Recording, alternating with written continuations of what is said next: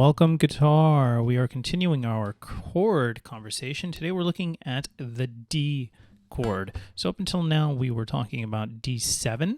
D7 being a variant of the D chord. It has an extra note in it. But just like how we have other major chords like G and C that we've played so far, we also have D without the 7.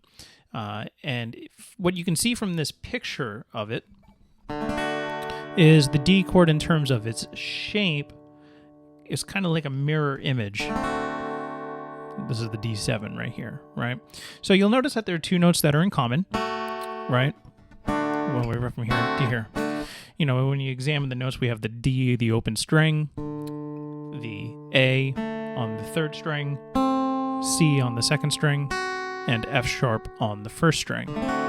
Our new version of the D chord, or just D major rather, we still have our open fourth string. We still play A on the third string, but now we're going to play it with the first finger.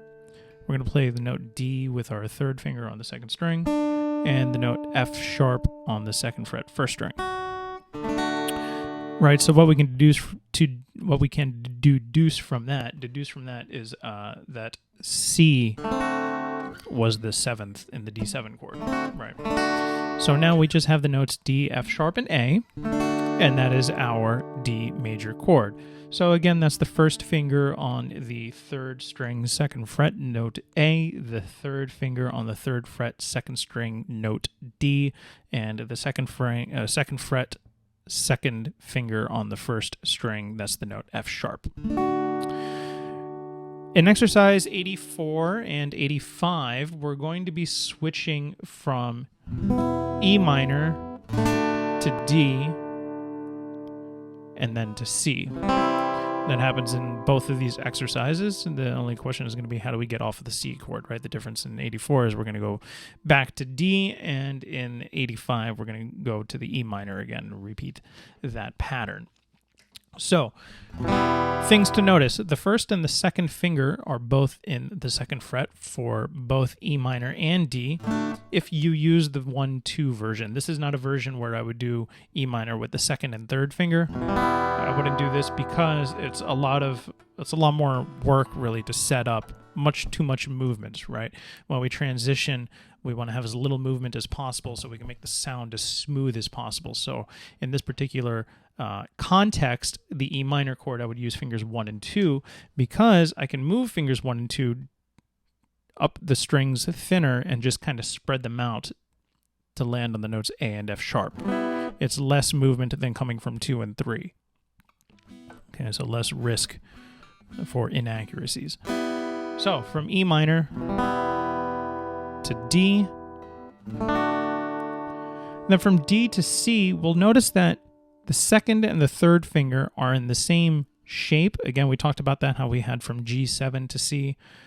This is going to now be true for D to C. The second and the third finger are in the same shape, so they'll come up to the strings for the C chord, and then our first finger is in position and ready to play the note C on the second string. So that's how we do our transition from D to C.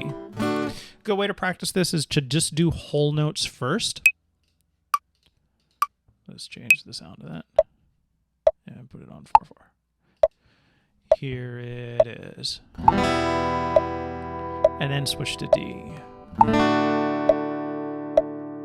And then C. And then D. And do this a couple times just at the whole notes to work on the smooth transitions.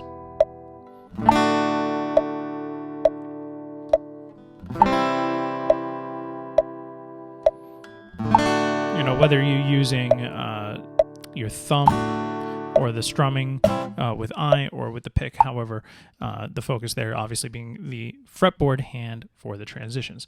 Now, differences here from what we saw in the previous exercises. Actually, this is similar to 80 and 81. Now we have rhythmic notation. We have a specific rhythm written. And these are the same rhythms we have seen before up here in 80 and 81. It's actually 84 is the same as 80 and 85 is the same as 81. So the rhythms are not new, but the chords that we were playing them with are. I will say that a difference in 85 is we actually have a combination of both of those rhythms from 80 to 81. We now have first our quarter note and then eighth note straight through, and then in the second measure or the second part of this phrase, we go from quarter, eighth, eighth, quarter, eighth, eighth, and then this whole thing is going to repeat. Okay, so let's go ahead and play along with these now. I'll do each one 3 times with the different techniques. First just with the thumb, then with strumming with eye, and then with the pick. Here it is.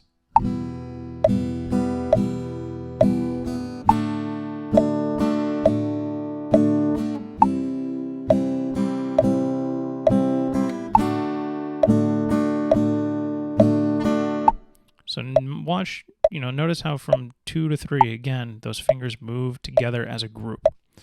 Here it is strumming with I.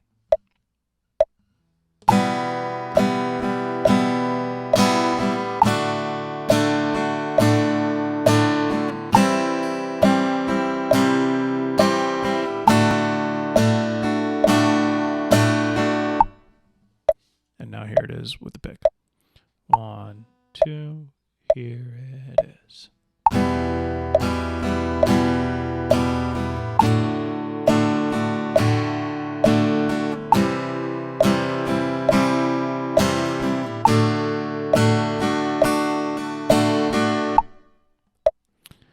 right, and now same thing looking at 85. I'm going to play it first with the thumb. Notice that the rhythm changes, so it's a 2-measure phrase, 2 different rhythms. 1, 2, here it is.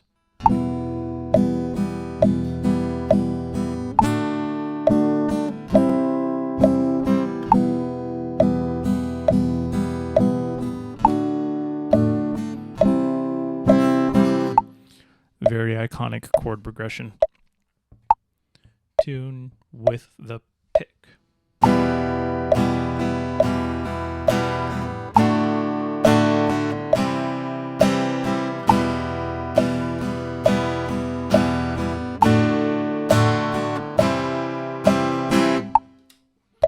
So as per usual, stop the video, go back, try all this out, try it with the metronome, slow it down, speed it up, and then come back and play along with the video. What I want to do now is jump down to 88, where we're going to combine now the bass strum pattern with rhythmic notation and, of course, our new chords, the D and the E minor, right? So from G to D, I might use the 2-1-3 version, because the third finger is only 1 fret away, whereas from over here, that's a big move, right? And again, like I said, less movement is better. So this is the context where I'll use 2, 1, and 3 for the G chord. And then I'll move to D. And then, of course, that keeps 1 and 2 in position to move up. And then to do G7, we don't really have a choice in terms of the shape, but we're already in position for it. This puts us in position to collapse for the C chord. 2 and 3, again, moving as a group. And because I'm going from C to G to C, I might use that other version of the G chord, the 3-2-4, because I'm going to come back to C and I want that first finger ready. Then C to D7, share the note C. And then I'm going to use this opportunity to do a slide transition when I repeat back to G. My third finger is going to slide over. And so I, again, have 2, 1, 3 for this version of G. So here is a good example of a chord progression where we're going to use the 2 different fingerings for the G chord based on the context. This is the first one. I'm going to use fingers 2, 1, and 3. And for the one down here, because of the fact that I'm coming from C to G to C, I'm going to use fingers 3, 2, and 4. And then when I go back from D7 to G, it's again back to 2, 1, and 3, either at the beginning or at the end. This is our rhythmic notation version of a whole note. All right, so here's that final playthrough. The first time I'm going to do it with just P. The second time I'm going to do it with P and I. And the third time I'm going to do it with the pick. So feel free to play along. 1, 2, Here it is.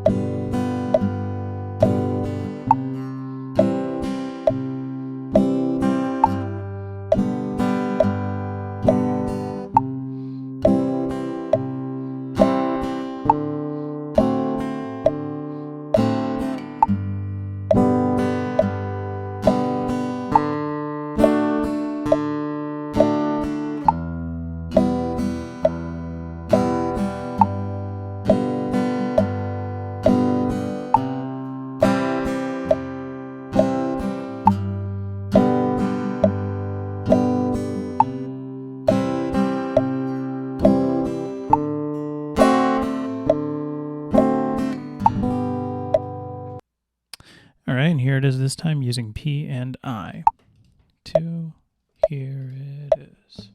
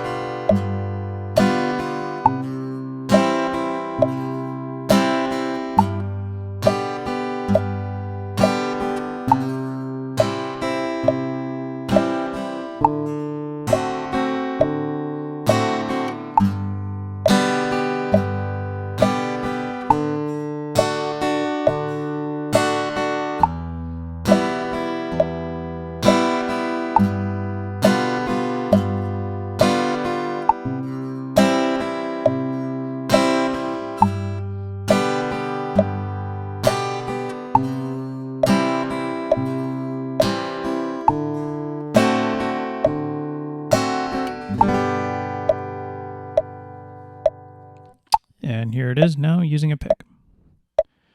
1, 2, here it is.